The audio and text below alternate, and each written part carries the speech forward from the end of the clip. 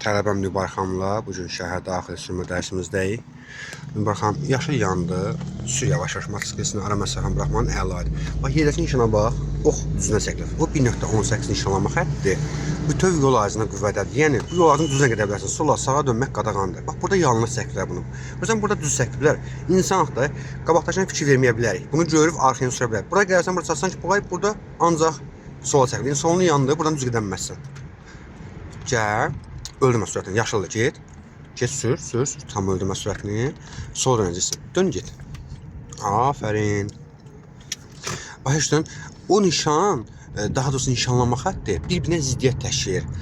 Birinci çəkilir ancaq düzünə, sonra çəkilir ancaq sola. Və məsələn, insan olaraq da onu görər əvvəlcədən, o zola tutub gedər. Son anda görər ki, ancaq sola çəkirlər, ya sərt tormozlama məcburiyyətində qalar. Biraz sola götürəliyiniz zəhmət olmasa. Və yaxud da ki, görünməz sürüb gedə cərimə gələr, qəza şahidləri və s. Yaxşı olar ki, o bir-birinə ziddiyyət təşkil nişanlar, nişanlama xəttləri o ziddiyyət aradan qaldırılmalıdır. Yəni, ən azından birincini silmək lazımdır oradan. Bax, bu durmaq qadağan nişanı, 3.28 nişanıdır. Hə, heç namaz, yollar bərbad gündədir. Bəzən qaçışmaq istəyirsən, birindən qaçırsan, o birisindən düşürsən çalıya. Yaxşı olar ki, bu yollar təmir olunsa. Şəhərin mərkəzi demək olar ki. Sola götürək. Bax əzim, burada işıqforun qırmızı işığında ayaq. Düzdürmü? Qarşıya da qırmızı işıq yanında. Yəni qarşıdan gələnlər üçün də qırmızı işıqdır.